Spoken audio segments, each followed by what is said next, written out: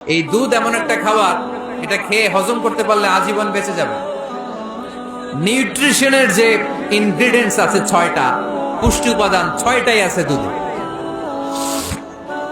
এজন্য আল্লাহ রাসূল সাল্লাল্লাহু আলাইহি ওয়াসাল্লাম দুধ বড্ড পছন্দ করতেন আর বলতেন, আলাইকুম বি আলবানিল বাকার, তোমরা গরুর দুধ খেও, ফা ইন্নাহা তুরাম্মু মিনাল আশজার, কেননা গরুর দুধ এটা ঘাস লতা পাতার নির্যাস। গরু কি খায়? ফাস্ট ফুড খায় না? গরু বার্গার খায় না? ফ্রেঞ্চ ফ্রাইজ খায় না? টিক্কা খায় না? চিকেন কাবাব? গরু কি খায়? এই ঘাস খাবেন, মানে শাকসবজি খাবেন। গরু ঘাস খায়, এজন্য গরুর পেট থেকে দুধ বের করে দেয় কে? আলাইকুম বি আলবানিল বাকার, তোমরা গরুর দুধ খেও। কত বড় ডাক্তার ছিলেন বিশ্বনবী মুহাম্মদ সাল্লাল্লাহু, এমন বিশ্বস্ত নবী, যেটা খাইতে বলছে ওইটা খাইলে ডাইরেক্ট অ্যাকশন। কালিজিরা খেতে বলতেন, মধু খেতে বলতেন, লাউ খেতেন। লাউ খেলে পেট যত ঠান্ডা থাকে, পৃথিবীর কোনো খাবার এত ঠান্ডা হয় না পেট, ঠিক কি না? এজন্য বিশ্বনবী বলছেন, আলাইকুম বি আলবানিল বাকার, গরুর দুধ খাবা, ফা ইন্নাহা তুরাম্মু মিনাল আশজার, কেননা ঘাস পাতা খেয়ে গরুর ভেতরে আল্লাহ ঘাস পাতার মাধ্যমে দুধ বানায়। আবার বিশ্বনবী বললেন, মেরাজের রাতে জিব্রাইল 3টা মগ এনে আমার হাতে দিয়েছিল। এক মগের মধ্যে ছিল পানি, আরেক মগের মধ্যে ছিল মদ, আরেকটা মগের মধ্যে ছিল দুধ। 3টা দিয়ে আমার টেস্টিং শুরু করে দিছে। টেস্টিং করতেছে। বিশ্বনবী ধরেন তো কোনটা ধরবেন? বিশ্বনবী দুধেরটা ধরলেন, কোন সুবহানাল্লাহ। সাইয়েদনা জিব্রাইল বললেন, আখাসতাল ফিতরা, নবী আপনি যেমন ধরছেন তেমন, আপনি যেমন, আপনার স্বভাব যেমন, নিয়েছেনও তেমন। এজন্য দুধ খাবেন, বাচ্চাদেরকে দুধ খাওয়াবেন। অনেক মায়েরা বাচ্চাদেরকে বুকের দুধ খাওয়াতে চায়, ডানু খাওয়ায়, ল্যাকটোজেন খাওয়ায়, সিরালাক খাওয়ায় না। আমার মায়েরা, আমার সম্মানিত বোনেরা, বাচ্চাদেরকে দুধ খাওয়াবেন। ওয়াল ওয়ালিদাতু ইরদি'না আওলাদাহুন্না হাওলাইন, 2 বছর খাওয়াবেন, কামিলাইন, পরিপূর্ণ, লিমান আরাদা আন ইউতিম্মার রাদাআ, কারণ মায়ের বুকের দুধের প্রথম যে দিক থেকে যে দুধটা বের হয় এটাকে বলে শাল দুধ। এই শাল দুধের মধ্যে অনেক ন্যাচারাল ভ্যাকসিন আছে।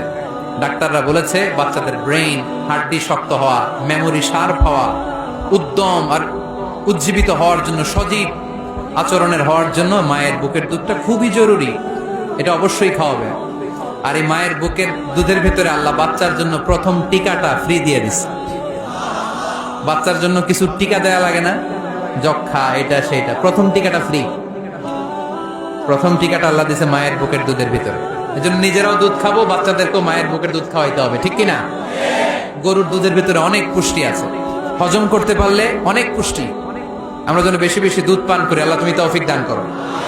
তাহলে দুধের এই কথা কোরআনে যা আছে, সায়েন্স তাই বলছে। কোরআন বলছে 1500 বছর আগে, সায়েন্স এখন খালি ঘোষণা দিতেছে বাচ্চাদের দুধ খাওয়ান, গরুর দুধ খান, এটাতে উপকার আছে। তার মানে এই প্রাণীকুলের ব্যাপারে প্রাণীবিদ্যার যে তথ্য, কোরআন আর বিজ্ঞান মিল আছে না নাই? এরপরে কোরআন বলেছে মধু খাও, লিকাওমি ইয়াতাফাক্কারুন, চিন্তাশীলদের জন্য। এই মধুর মধ্যে আল্লাহ চিন্তা রেখে দিয়েছেন। আওহা রাব্বুকা ইলান নাহাল, আল্লাহ মধুরে মেসেজ পাঠাইছে। আমরা মোবাইলে কি পাঠাই? এই মেসেজ আমার মোবাইলে আসে, আমার বন্ধু আমারে পাঠাইলে আরেক জায়গায় যায়, শুধু আমিই জানবো। মৌমাছির আল্লাহ যেটা পাঠাইছে এটা মৌমাছি বুঝতে পেরেছে। আনিত্তাখিদি, আল্লাহ অর্ডার করার সময় নারী মৌমাছিকে বলেছে, এটা মুয়ান্নাসের সিগা। আপনারা যারা আরবি জানেন, আলেম ওলামা ইকরাম যারা এসেছেন তারা জানেন, ইত্তাখিদ এটা মুযাক্কার, পুরুষের জন্য। ইত্তাখিদি মুয়ান্নাস, নারীদের জন্য।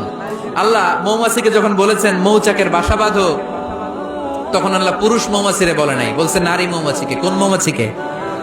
কার্ল ভন ফ্রেশ নামে একজন অস্ট্রিয়ান বিজ্ঞানী, এই সায়েন্টিস্ট গবেষণা করে দেখেছে মৌচাকের বাসার মধ্যে পুরো মৌমাছির সব কার্যক্রমের প্রধান যে থাকে, এটা পুরুষ মৌমাছি না, এটা নারী মৌমাছি। সুবহানাল্লাহ, এত আসতে। অস্ট্রিয়ান এই সায়েন্টিস্ট একটা বই লিখেছে, দ্য ডান্সিং বিজ, কিভাবে ফাসলুকি সুবুলা রব্বিকি যুলুলা। এইখানে মৌচাক আর মধু আনতে যায় 5 মাইল দূরে, এরপরে আবার এই রাস্তাটা চিনে মৌমাছি যে আসে, ওরে রাস্তা চিনায় দেয় কে? আল্লাহ সিক্রেট মেসেজ দিয়ে বললেন, ইত্তাখিদি, ঘর বানাও। আওহা রাব্বুকা ইলান নাহলি আন ইত্তাখিদি বাইতা, উপরে ঘর বানাও, মিনাল জিবালি বুয়ুতা, পাহাড়ে বানাও, গাছের মগ ডালে বানাও, যাতে পোলাপানরা ঢিল মারতে না পারে। কাছাকাছি নিচু জায়গায় মৌচাকের বাসা হলে পোলাপানরা কি করে? মধু খাওয়ার জন্য ঢিল মারে না? আল্লাহ দেখেন কিভাবে সিক্রেট মেসেজ দিল যে নিচে তুমি তোমার মৌচাকটা করো না, উপরে বানাও। আর আমার দেখা পথ অনুযায়ী তুমি মধু নিয়ে আসো। এটাকে বলে ফ্লাওয়ার নেক্টার, পুষ্পরস। মধু এত ভালো কেন? এর কারণ মৌমাছি যখন পুষ্পরস বা ফ্লাওয়ার নেক্টার সে নিয়ে আসে, সে ফলের রস আনে, সে ফুলের রস আনে, সে বনাজি গাছ থেকে আনে, ঔষধি গাছ থেকে আনে, হার্বাল ট্রি থেকে আনে। এজন্য মধুর চেয়ে ঔষধি গুণ সম্পন্ন কোন ন্যাচারাল লিকুইড পানীয় পৃথিবীতে আবিষ্কার হয় না। চিল্লায় কোন সুবহানাল্লাহ। ফাসলুকি সুবুলা রাব্বিকি যুলুলা, এগোতে থাকো।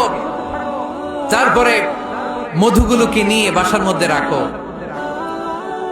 এই আয়াত থেকে প্রমাণ হয় পুষ্পরস সংগ্রহ করে মধু এটাকে খেয়ে ফেলে, এমন না মুখ দিয়ে এনে মৌচাকে রেখে দেয়, না, এটা খেয়ে ফেলে। খেয়ে পেটের ভেতরে একটা চেম্বার আছে, আলাদা একটা চেম্বার, ওইখানে এনজাইম দিয়ে এটাকে সমৃদ্ধ করে। তারপর একটা টিউব আছে এটার পেছনে, টিউব দিয়ে মৌচাকের ভেতরে মধুকে পৌঁছে দেয় আমাদের জন্য। কোন সুবহানাল্লাহ। এই অস্ট্রিয়ান সায়েন্টিস্ট উনি গবেষণা কইরা অপারেশন করে মৌমাছি কেটে দেখতে পেল মৌমাছির পেটের ভিতরে একটা পাকস্থলী না আমাদের মতো, ওর পেটের ভিতরে আল্লাহ দুইটা পাকস্থলী দিয়েছে। একটা তার নিজের খাবারের পাকস্থলী, আর একটা আমাদের জন্য যে মধু এনে এটাকে এনজাইম লিকুইড দিয়ে সমৃদ্ধ করবে, ওইটার জন্য আরেকটা পাকস্থলী। চিল্লায় পড়তে হবে আল্লাহু আকবার। এজন্য মধু খেতে রাজি আছেন তো? বিষ্ণু ইসা ইসলাম ফ্রেশ মধু খেতেন, দুর্গন্ধযুক্ত মধু বিশ্বনবী সাল্লাল্লাহু আলাইহি সাল্লাম কখনো খেতেন না। আর বিষ্ণু ইসা ইসলাম বলতেন আলাইকুম বিশিফাইন, তোমরা দুইটা শিফা নাও। কোরআনে এই মেসেজটা খেয়াল রাখবেন, কোরআনে কালামুল্লাহ মাজিদে দুইটা বিষয়ের ক্ষেত্রে আল্লাহ শিফা শব্দ যোগ করেছেন। এক হচ্ছে স্বয়ং কোরআনের ক্ষেত্রে আল্লাহ বলেছেন এটাতে আছে শিফা, আর মধুর ক্ষেত্রে বলেছেন মধুতে দিয়েছি আমি শিফা। এজন্য বেশি বেশি মধু খাওয়ার দরকার আছে না নেই? কত ধরনের মধু যে পৃথিবীতে পাওয়া যায়, ব্ল্যাক হানি, হোয়াইট হানি, ক্রিমড হানি, অর্গানিক হানি, এগুলো খুঁজে খুঁজে খাবেন। আজকে মধু খাইছেন কে কে? দেখি হাত তোলেন। মাশাআল্লাহ, আমিও খেয়ে আসছি আপনাদের সাথে। প্রতিদিন মধু খাইতে হবে শীতকালে। আজকে শীত পড়ছে না অনেক, মধু খেয়ে যদি আপনি কাজ শুরু করে দেন, শীত বাবাজি আপনার কাছে আসতে পারবেন। বিষ্ণু ইসলাম মধু খেতে আমাদেরকে উৎসাহিত করেছেন। তার মানে এমন বিশ্বস্ত নবী আমার, যেটা খেতে বলেছেন এটা খেলে আমাদেরকে সুস্বাস্থ্য দান করবে কে? আল্লাহ আমাদের সবাইকে কথাগুলো বোঝার ও আমল করার তৌফিক দান করুক। আমরা পড়ি আমিন।